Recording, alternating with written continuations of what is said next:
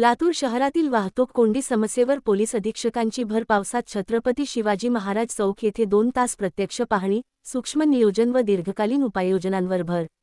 लातूर शहराचा वेगाने होत असलेला शहरी विस्तार, वाढती लोकसंख्या, वाहनांची झपाट्याने वाढ, मर्यादित व अरुंद रस्ते, अनियोजित पार्किंग तसेच वाढत्या व्यापारी हालचाली यामुळे शहरातील वाहतूक व्यवस्थेवर मोठा ताण निर्माण झाला आहे. परिणामी शहरातील प्रमुख चौकांमध्ये, विशेषतः छत्रपती शिवाजी महाराज चौक येथे वाहतूक कोंडीची समस्या गंभीर स्वरूप धारण करत आहे.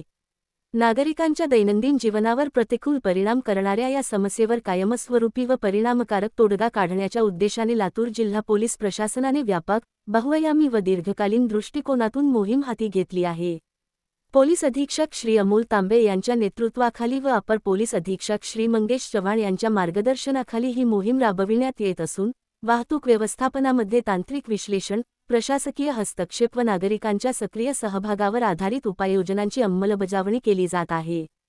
दिनांक 17 मार्च 2026 रोजी रात्री 10 ते 12 या कालावधीत पोलीस अधीक्षक श्री अमोल तांबे व अपर पोलीस अधीक्षक श्री मंगेश चव्हाण यांनी भर पावसातही प्रत्यक्ष छत्रपती शिवाजी महाराज चौक परिसर, ओव्हरब्रिज, भुयारी मार्ग, स्वर्गीय विलासराव देशमुख मार्ग इत्यादी ठिकाणची पाहणी करून परिस्थितीचा सखोल अभ्यास केला.